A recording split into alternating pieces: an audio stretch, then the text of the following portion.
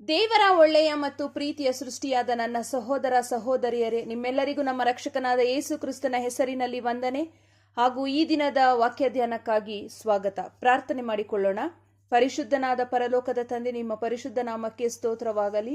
ಅಪ್ಪ, ಈ ವಾಕ್ಯ ಧ್ಯಾನದಲ್ಲಿ ನೀವು ನಮ್ಮ ಜೊತೆಯಲ್ಲಿದ್ದು ನಮ್ಮೆಲ್ಲರೊಟ್ಟಿಗೆ ಮಾತನಾಡಿ ನಿನ್ನ ಚಿತ್ತದಂತೆ ನಮ್ಮನ್ನು ನಡೆಸುತ್ತಾ ಬರಬೇಕಾಗಿ ಯೇಸುವಿನ ಹೆಸರಿನಲ್ಲಿ ಬೇಡಿಕೊಳ್ಳುತ್ತೇವೆ ತಂದೆಯೇ, ಆಮೇನ್. ಕರ್ತನಲ್ಲಿ ಪ್ರಿಯರೇ, ಇಂದಿನ ವಾಕ್ಯ ನಿನ್ನ ನಂಬಿಕೆ ಕುಂದಿ ಹೋಗಬಾರದು. ನಿನ್ನ ನಂಬಿಕೆ ಕುಂದಿ ಹೋಗಬಾರದು. ಈ ಮಾತನ್ನು ತಂದೆ ದೇವರು ಈ ವಾಕ್ಯವನ್ನು ಹಂಚುತ್ತಿರುವ ನನಗೂ ವಾಕ್ಯ ಕೇಳುತ್ತಿರುವ ನಿಮಗೂ ಹೇಳುತ್ತಿರುವ ಮಾತು, ಎಚ್ಚರಿಕೆಯ ಮಾತು.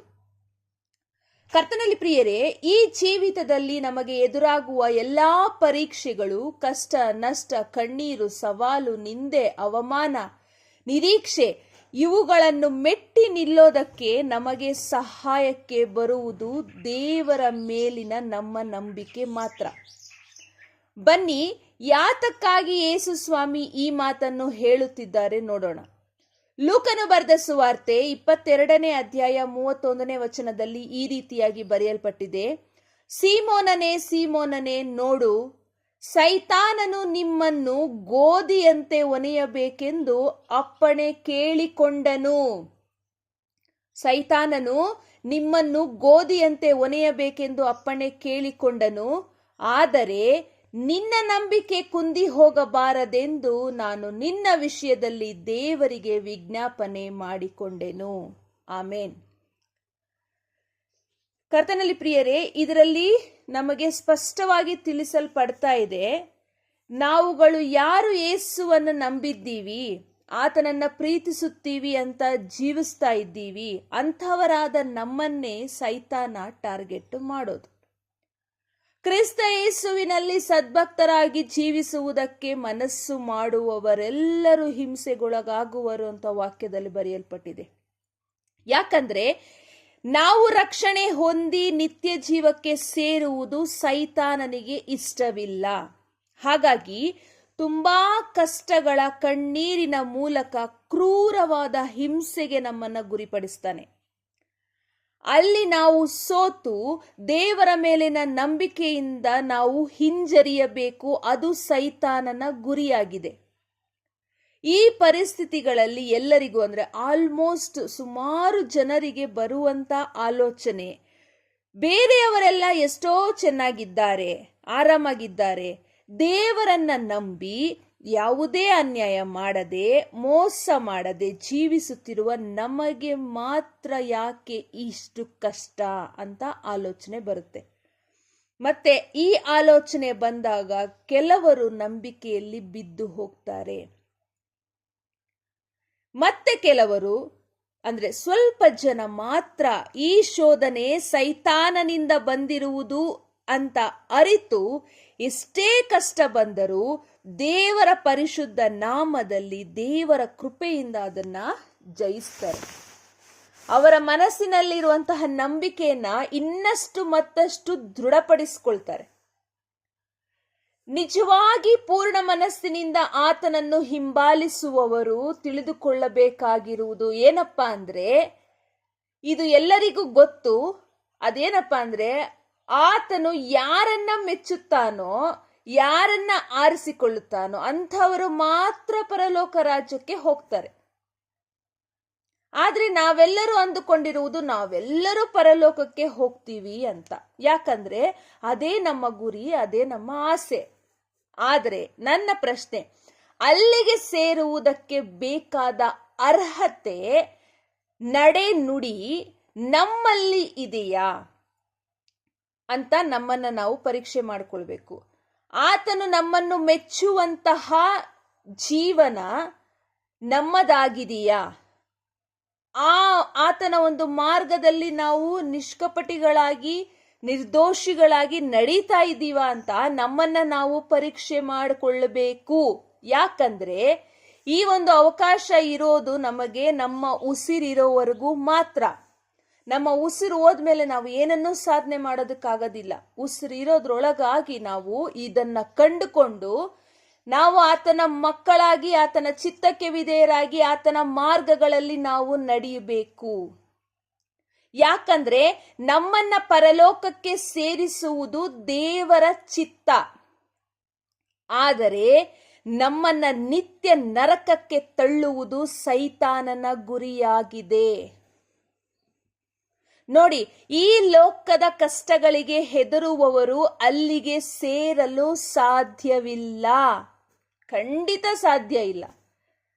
ಆದರೆ ಹೆದರದೆ ಆ ಕಷ್ಟಗಳನ್ನ ಹೆದರಿಸಿ ನಿಲ್ಲುವವರು ಮಾತ್ರ ಪರಲೋಕ ರಾಜ್ಯಕ್ಕೆ ಸೇರ್ತಾರೆ.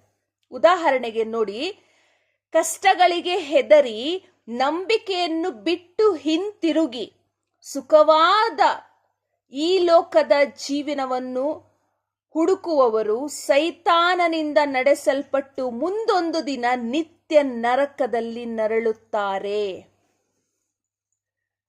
ಅಯ್ಯೋ, ನಾವು ನಂಬ್ಕೊಂಡು ನಂಬಿಕೆ ಅಂತ ಇದ್ಕೊಂಡು ಯಾರಿಗೂ ಮೋಸ ಮಾಡದೆ ಒಳ್ಳೆ ದಾರಿನಲ್ಲಿ ಇದ್ದು ನಾವೇ ಬರ್ಬಾದ್ ಆಗೋದ್ವಿ, ನಾವೇ ಲಾಸ್ ಆಗೋದ್ವಿ, ನಮ್ಗೆ ಯಾವ ರೀತಿನೂ ಸುಖ ಸಂತೋಷ ಕಾಣ್ತಾ ಇಲ್ಲ, ಅದಕ್ಕೆ ನಾವು ಇದನ್ನ ಬಿಟ್ಬಿಡೋಣ, ಎಲ್ಲರಂತೆ ಇರೋಣ, ನಾರ್ಮಲ್ ಆಗಿ ಇದ್ಬಿಡೋಣ ಅನ್ನೋ ರೀತಿನಲ್ಲಿ ಯೋಚನೆ ಮಾಡಿ ನಂಬಿಕೆಯಿಂದ ಹಿಂಜರಿದ್ರೆ ಈ ಲೋಕದಲ್ಲಿ ಅವರು ಅಲ್ಪ ಸ್ವಲ್ಪ ಸಂತೋಷ ಸಮಾಧಾನ ಇರ್ಬೋದೇನೋ ಲೋಕರೂಢಿಯಿಂದ, ಆದರೆ ಅವರು ನಿತ್ಯ ನರಕಕ್ಕೆ ತಳ್ಳಲ್ಪಡ್ತಾರೆ. ಈ ಲೋಕದಲ್ಲಿ ಕಷ್ಟಗಳನ್ನು ಅನುಭವಿಸಿ ಅದನ್ನ ಸಹಿಸಿಕೊಂಡು ಅದನ್ನ ಗೆದ್ದವರು ಪರಲೋಕ ರಾಜ್ಯದಲ್ಲಿ ನಿತ್ಯ ಜೀವಕ್ಕೆ ಸೇರುತ್ತಾರೆ. ನಿಜವಾಗಿಯೂ ಪೂರ್ಣ ಮನಸ್ಸಿನಿಂದ ನಾವು ಪರಲೋಕಕ್ಕೆ ಹೋಗಬೇಕೆನ್ನುವ ಆಸೆ ಇರುವವರು ಇಲ್ಲಿನ ಎಲ್ಲಾ ಘೋರ ಶಿಕ್ಷೆ, ಕಷ್ಟ, ಕಣ್ಣೀರು, ನೋವು, ಅವಮಾನ, ನಿಂದೆ ಎಲ್ಲವನ್ನು ಸಹಿಸಿಕೊಂಡು ಜಯಿಸಬೇಕು. ನಮ್ಮ ಜೊತೆ ಕೈ ಹಿಡಿದು ನಡೆಸಲು ತಂದೆ ದೇವರು ತಾನೇ ಇರುತ್ತಾರೆ. ನಮ್ಮನ್ನು ಬಲಪಡಿಸಿ ಧೈರ್ಯ ತುಂಬಿ ನಮ್ಮನ್ನು ನಡೆಸ್ತಾರೆ. ಅವರೇ ನಮ್ಮ ಬಲವಾದ ಕೋಟೆ, ನಮ್ಮ ಬಲವಾದ ಗುರಾಣಿ, ನಮ್ಮ ಆಶ್ರಯ ಸ್ಥಾನ. ತಂದೆ ದೇವರು ತಾನೇ ನಮ್ಮ ಜೊತೆಯಲ್ಲಿರ್ತಾರೆ.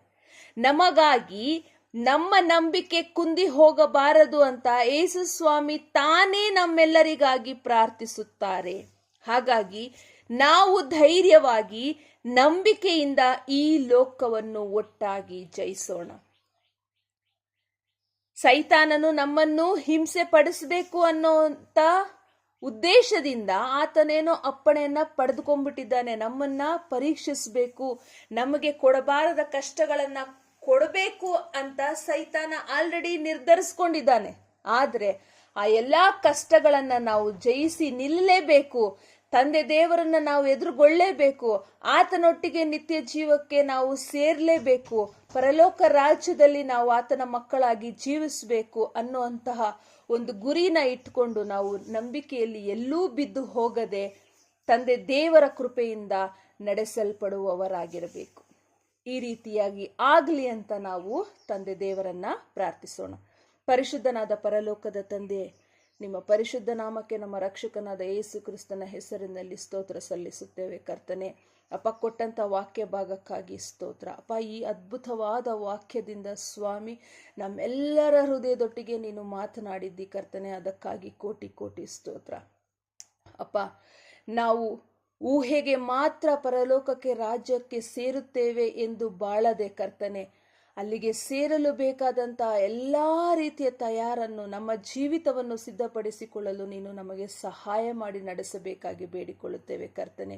ಸೈತನು ನಮ್ಮನ್ನು ಎಷ್ಟೇ ಕಠಿಣವಾಗಿ ಘೋರವಾಗಿ ಬಾಧಿಸಿದ್ದಾಗಿಯೂ ನಾವು ನಿನ್ನ ಮೇಲಿರುವಂತಹ ನಂಬಿಕೆಯನ್ನು ಕಳೆದುಕೊಳ್ಳದೆ ಸ್ವಾಮಿ, ನಿನ್ನಲ್ಲೇ ನಾವು ದೃಢ ಹೊಂದಿ ಸ್ವಾಮಿ, ನಿನ್ನನ್ನೇ ಆತುಕೊಂಡವರಾಗಿ, ನಿನ್ನನ್ನೇ ದೃಷ್ಟಿಸುವವರಾಗಿ, ನಿನ್ನ ಮಕ್ಕಳಾಗಿ ಜೀವಿಸಲು ನಮಗೆ ಸಹಾಯ ಮಾಡಿ ನಡೆಸಬೇಕು ಬೇಕಾಗಿ ಬೇಡಿಕೊಳ್ಳುತ್ತೇವೆ ಕರ್ತನೆ. ಕಡೆಯಲ್ಲಿ ಸ್ವಾಮಿ, ನಾವೆಲ್ಲರೂ ಒಟ್ಟಾಗಿ ನಿನ್ನ ಮಂದೆಯಾಗಿ ನಿನ್ನ ರಾಜ್ಯದಲ್ಲಿ ಸೇರಿ ನಿನ್ನನ್ನು ಮನಃಪೂರ್ವಕವಾಗಿ ಸ್ತುತಿಸಲು ಹಾಡಿಕೊಂಡಾಡಲು ಬೇಕಾದಂಥ ಕೃಪೆಯನ್ನು ದಯಪಾಲಿಸಿಕೊಡಬೇಕಾಗಿ ಬೇಡಿಕೊಳ್ಳುತ್ತೇವೆ. ನಾವೆಲ್ಲರೂ ಹೊಸ ಪರಲೋಕ ರಾಜ್ಯಕ್ಕೆ ಸೇರಿ ಹೊಸ ಹಾಡನ್ನು ನಿನಗಾಗಿ ಹಾಡಲು ಸ್ವಾಮಿ ನಮ್ಮನ್ನು ಸಿದ್ಧಪಡಿಸಬೇಕಾಗಿ ಬೇಡಿಕೊಳ್ಳುತ್ತೇವೆ ಕರ್ತನೆ. ನಮ್ಮೆಲ್ಲ ತಪ್ಪು ಅಪರಾಧಗಳನ್ನು ಕ್ಷಮಿಸಿ ಸ್ವಾಮಿ, ನಿಮ್ಮ ಮಕ್ಕಳ ಮಕ್ಕಳಾಗಿ ನಮ್ಮನ್ನು ಸ್ವೀಕರಿಸಿ ಪ್ರತಿಯೊಂದೊಂದು ಹೆಜ್ಜೆಯಲ್ಲಿಯೂ ನೀವು ನಮ್ಮ ಜೊತೆಯಲ್ಲಿದ್ದು ಕೈ ಹಿಡಿದು ನಡೆಸುತ್ತಾ ಬರಬೇಕಾಗಿ ಪುನರುತ್ಥಾನವಾದ ಯೇಸು ಕ್ರಿಸ್ತನ ಹೆಸರಿನಲ್ಲಿ ನಂಬಿ ಬೇಡಿ ಹೊಂದಿದ್ದೇವೆ ನಮ್ಮ ತಂದೆಯೇ, ಆಮೇನ್.